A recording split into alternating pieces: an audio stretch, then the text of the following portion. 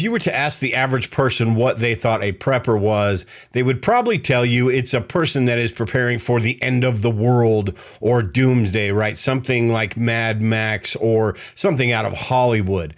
The truth is, preparedness is about a whole lot more than that. The average person here in the United States probably couldn't go through a $1,000 emergency if they had to. And being able to handle a situation like that is what preparedness is all about as well. And that's what I want to talk about today is the bare minimum that I think everyone should have, whether you consider yourself a prepper or not. It's always good to have these supplies. And in the volatile world that we're living in, it seems like it's more important than ever. Now, prepping and preparedness can seem pretty overwhelming if you're just learning about it, but honestly, it's not. Over the 15 years that I've been doing this, it basically breaks down into 6 categories, and that is your food, your water, your shelter, your security, sanitation, and first aid. If you take care of all of those, you're going to have a well-rounded preparedness plan regardless what event might happen. So if you're just starting out, this video will help take all the headaches and the confusion out of everything. And if you've been doing this for a while, it's just a good reminder every once in a while to make sure that we do have our ducks in a row like we think we do. Also, I have a PDF that goes through some of the things that I'm going to be talking about today, and you can download that PDF over at My Survival Foods, which is the store where I sell long-term food storage products. But I've got an article over there that goes through quite a few of these different things and a 3-page PDF that you can download. It's basically a checklist of the items that you might need. So with that, let's go ahead and get into the first one and the most important one, and that is water filtration. In an emergency or a disaster, you could skip a few meals and you'd still be fine. But if you had to go 3 days without water, you're going to be in serious trouble. So that's why water is the most important one on this list. It's also a little bit hard because it really depends on the space you have available. And if your space is limited, that's where you need to look into some of the alternatives.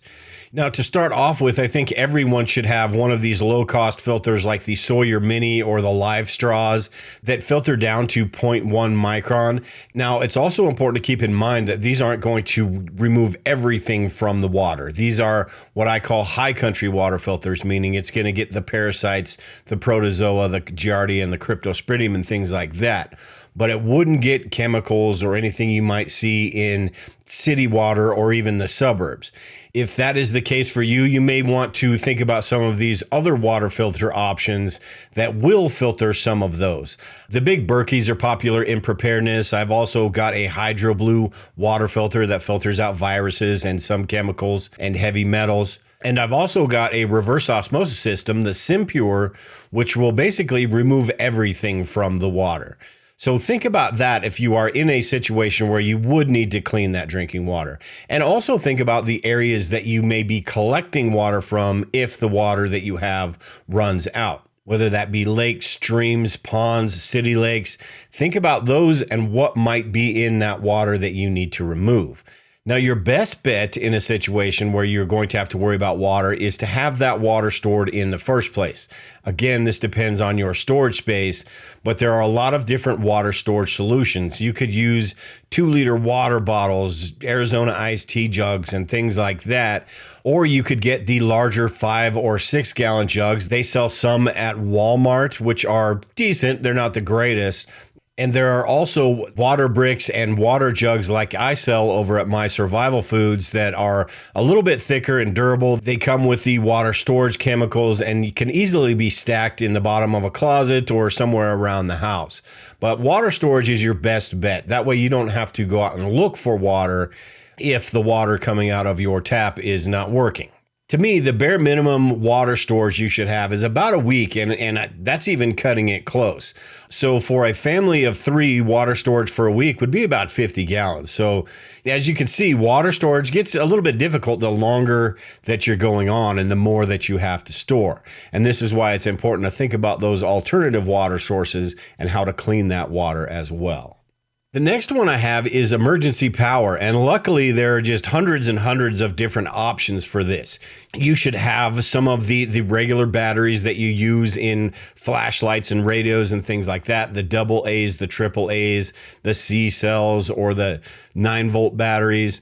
All of those are important to have. Some of those should be rechargeable batteries as well, because you never know how long something might go on. And on top of that, they're just more cost effective. And you've also got the small power packs, which can range from 10,000 milliamp hours up to 40,000 milliamp hours. And these will charge devices like cell phones and laptops, USB charging or USB Type-C charging, any of your smaller electronics that have those batteries that you can't take out. They're not the AA's and AAA's. And then you have the power stations, which can be as small as 250 watt hours all the way up to 3, 4, 5 kilowatt hours, depending on how much money you want to spend. But what you need to do is think about the AC appliances that you may need to run or may want to run in a disaster or an emergency, and figure out what size works best for you.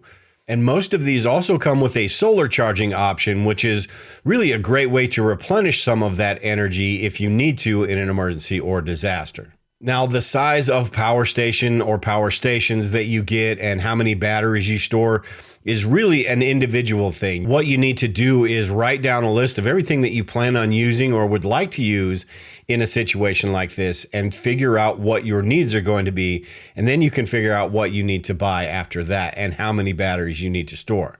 The next category is food storage, and food storage can be as simple or complicated as you want to make it. One of the main rules is to store what you eat and eat what you store. Meaning, if your family is not going to eat it, it's sort of pointless to store it in the first place. You've got a number of different types of long-term food. You've got the long-term food storage buckets, like the ones I sell over at My Survival Foods. You've got the long shelf life foods that you can buy at the grocery store, like the pasta, the beans, the rice, the flour, and even the canned foods. Canned foods are great because they provide a variety of different nutrients depending on what you get. They have a really long shelf life, and they don't require any cooking. Most of them don't require any cooking. So in a situation where you are trying to conserve energy, or maybe you don't have a cooking source, canned foods are a really good bet. And for the most part, your family is going to eat those as well, as long as maybe you don't get the asparagus and things like that. And at the bare minimum, I think you'd want to have a couple weeks worth of food stored. This doesn't mean that you have to have a dedicated room or a dedicated pantry to all your prepper stuff. Maybe that comes later. But at the bare minimum, have your shelves stocked and have a little bit extra on hand just in case something happens, whether that is just because you're going to miss work for a week or money is tight at the end of the month, or it is some sort of situation where you can't get to the grocery stores and you need to rely on that food storage. It's just nice to know that you have that food stored if any sort of situation comes up, not just the apocalypse. The next category is first aid, and this is one that quite a few people sort of put on the back burner or don't really think about. But it's important to have at least a first aid kit in your home, a good first aid kit with all the different supplies that you'll need in it, and maybe even one for your vehicles, your children's vehicles, and the pets that you have. Now, I don't usually recommend pre-made first aid kits. There is one that I have that I think is really high quality, and that's the Surviveware first aid kit. This is great because it has everything that you'll need included in it, and you can replace those as you need to. So if you are going to go the pre-made route, you can do something like this, but I would be leery of some of the other ones that you can buy online that have 1,000 different Band-Aids in them and no tape or no gauze and things like that. And also, one of the benefits of putting together a first aid kit up for yourself is you understand everything that's in there and what you might need. So it forces you to learn about first aid rather than just buying a kit and throwing it in your closet. And also, when you're considering first aid items, you need to think about the over-the-counter medications, maybe even prescription medications. You can get a little bit extra of your prescription medications from Jace Medical. And at the grocery store, there are a lot of different types of pain relievers, anti-nausea medicines, anti-diarrheal medicines. You want to make sure and stockpile those as well, because you just never know what situation you're going to face or what might present itself. So having those on hand could make all the difference in the world. Another one I have, and this falls into a few different categories, but this is your regular tools and survival tools. By regular tools, I'm talking about saws and hammers and screwdrivers and even the hardware to go with those. The shovels and things like that you may need depending on what happens. If you live in an area where you're worried about earthquakes or tornadoes, hurricanes, shovels, crowbars, axes, and things like that might be important if you need to dig out or help others dig out. So think about those tools that would be helpful in your situation, in your environment. And you've also got the survival tools, which are sort of universal as far as what disaster scenarios they're going to be helpful for. You've got hatchets that are more portable than the axes. You've got fixed blade knives and pocket knives, which can be useful in a number of different situations. And also along with these tools, you need to think about your everyday carry items with the pocket knives, the flashlights, the lighters, and things like that. At a bare minimum, I think your EDC, everyday carry items that you keep in your pocket, should be a lighter, a flashlight, and a multi-tool. You can expand after that if you want to. There are a bunch of different everyday carry items that you can get, some that you can put on your keychain. I've got an everyday carry pouch that I keep in my truck that's got a number of different things in it that may become useful. But make sure you consider all of these different types of tools that might be useful in different disaster type situations, because you just never know what's going to happen. So having these isn't going to hurt. And most of these are items that you'll use every day anyway. The next one falls into the security category, and this is communications, because gathering information is going to be important for you to be able to make critical decisions. And one thing that everyone should have is a hand crank radio, an NOAA radio, to get information about what is going on and how events are unfolding. These radios are fantastic because they can be hand cranked. They've got battery power. Some of them have solar power, but it gives you an option to get some of this information if it's available. And also with communications, you need to think about walkie-talkies, ham radios, GMRS radios, the types of radios where you can communicate even if it's just directly with your family and possibly even your neighbors. You could be traveling with a group of people in a few different cars, and having some of these radios would allow you to communicate back and forth about different hazards and different routes and things like that. With the grid possibly being down and cell phone towers not working, this may be your only option as far as communicating with family and friends. Longer range communications takes a little bit more, and you'll have to learn about ham radio and have the equipment to do that.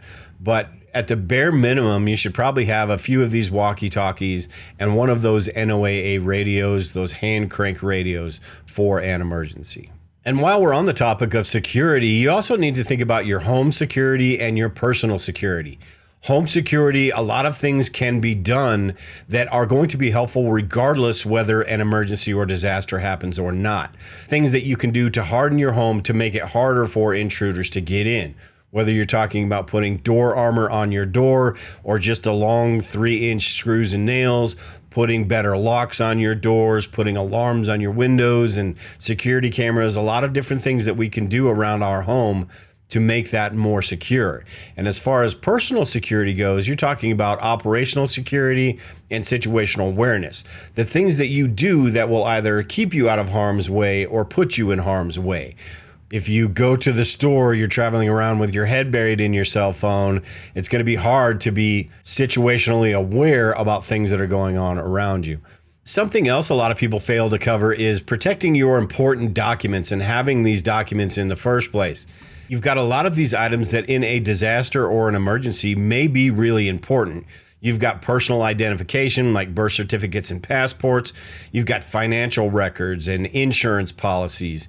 You've got medical information, health cards, prescriptions, and things like that that you might need, but other people might need as well to help you out.